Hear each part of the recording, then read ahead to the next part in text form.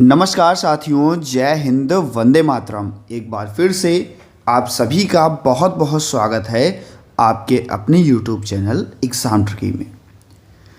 जैसा कि दोस्तों आप सभी के बहुत सारे कमेंट थे, सर सीआरआर क्या होता है, सीआरई क्या होता है, इसमें हमको बहुत कन्फ्यूजन रहती है। तो आज दोस्तों सीआरआर रजिस्ट्रेशन के बारे में और सीआरई के बारे में संपूर्ण जानकारी आपको इस वीडियो में दे दी जाएगी।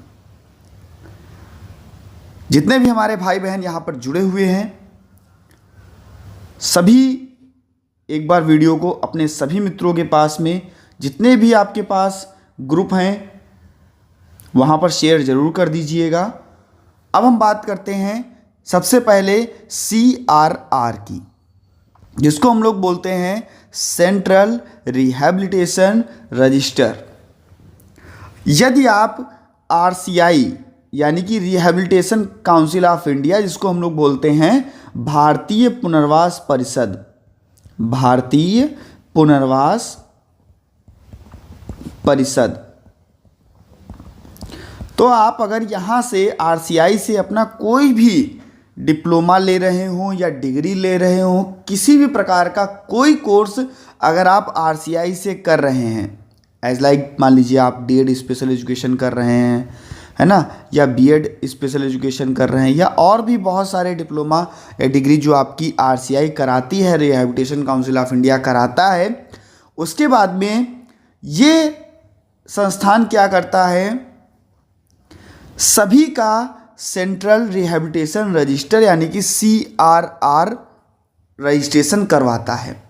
पहले क्या होता था कि इस रजिस्ट्रेशन को करवाने के लिए आरसीआई में 1,000 रुपये की फ़ीस देनी होती थी, लेकिन इस वर्ष आरसीआई स्वयं से या रजिस्ट्रेशन आप लोगों का करके दे रहा है बिना फीस लिए हुए।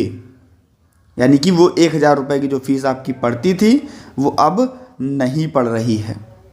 तो ये रजिस्ट्रेशन जब आपका डीएड स्पेशल एजुकेशन कंप्लीट हो जाता है, फर्स्ट ईयर सेकेंड ईयर आपका सब क्लियर हो जाता है, आपका डिप्लोमा आ जाता है, तो भैया आरसीआई आपका रजिस्ट्रेशन करके दे रहा है। सेकेंड ईयर जो पास हो गया है, जिसका रिजल्ट आ चुका है, अपना आरसीआई रजिस्ट्रेशन की वेबसाइट पर जाकर के, बताया गया था पहले भी, वहाँ पर जाकर के अपना आप रजिस्ट्रेशन चेक कर सकते हो। वहाँ पर आपको एक सीआरआर नंबर जो है वो दिया जाता है, सीआरआर नंबर। ये नंबर आपको दिया जाता है, आपको ये नंबर दे दिया गया। अब जिस दिन से मान लीजिए आपको ये नंबर दिया गया 1 दिसंबर 2023 से, तब से लेकर के 5 वर्षों तक, तब से लेकर के 5 वर्षों तक आपका सीआरआर जो है वो वैलिड रहता है, वो वैलिड रहता है। ये 5 वर्षों तक वैलिड रहता है। अगर आपको अगले 5 वर्षों तक, मान लीजिए ये 5 वर्ष आपके 23 इधर था, 23, 5, 28 लगभग में आप 29 पहुंच जाएंगे, 2029 तक पहुंच जाएंगे, ठीक है। तो अगर आप अपना रजिस्ट्रेशन रिन्यू कराना चाहते हैं 5 वर्षों तक, तो आपका ये वैलिड रहेगा ही रहेगा। इसके बीच में क्या होता है, इसके बीच में 5 जो ये आपको 5 वर्ष मिल रहे हैं, इन्हीं 5 वर्षों में आपको क्या करनी होती है, सीआरई करनी होती है। सीआरई, जिसको हम लोग बोलते हैं कॉन्टिन्यूड रिहैबिलिटेशन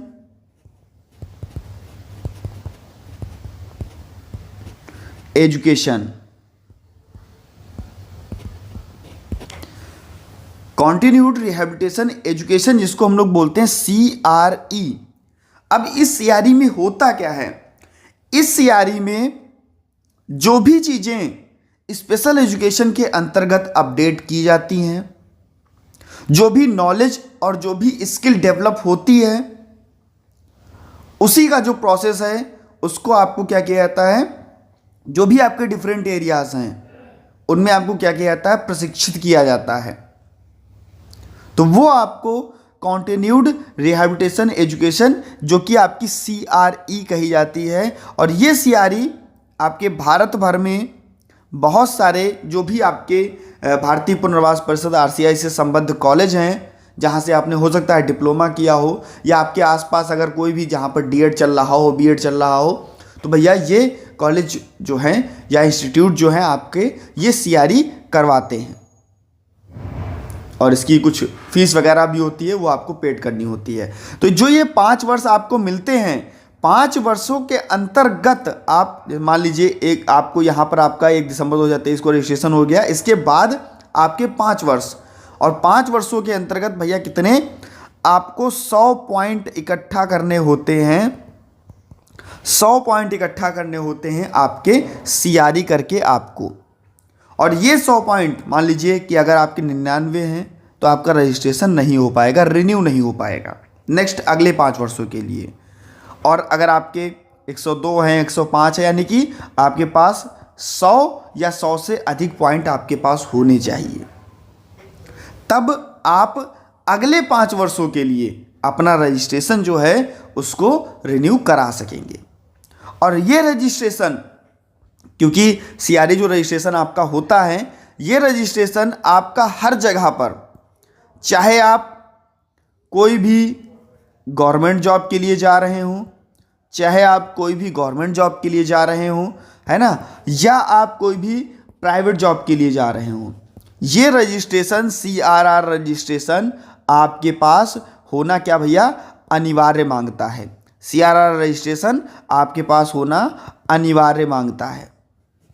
अगर आपके पास ये रजिस्ट्रेशन है तभी आप गवर्नमेंट जॉब में अपना जो भी फॉर्म आता है उसमें अप्लाई कर सकोगे, और तभी आप अगर प्राइवेट जॉब के लिए भी जाते हो या कॉन्ट्रैक्ट बेस पे भी जाते हो, आपके पास ये रजिस्ट्रेशन सेंट्रल रिहैबिलिटेशन रजिस्टर जो कि आपका सीआरआर है, ये रजिस्ट्रेशन आपके पास होना ही होना चाहिए।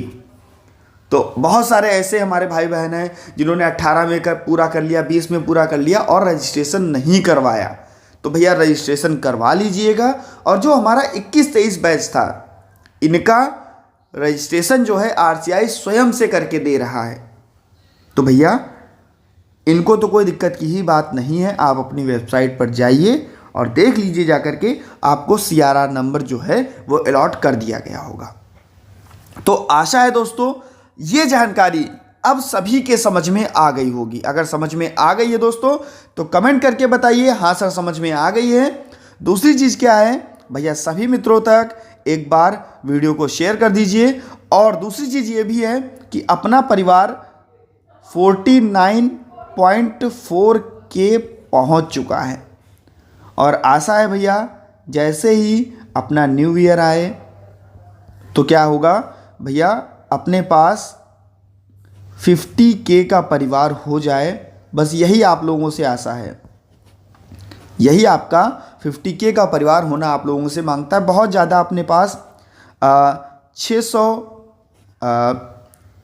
सदस्यों की कमी है, इस परिवार में 600 सदस्यों की केवल कमी है, और आप 49.4 के लोग मिलकर के 600 तो आप लोग ऐसे ही कर दोगे। आप लोग चाहो तो भैया 1 लाख पहुंचा दो, वो भी एक दिन में, है ना।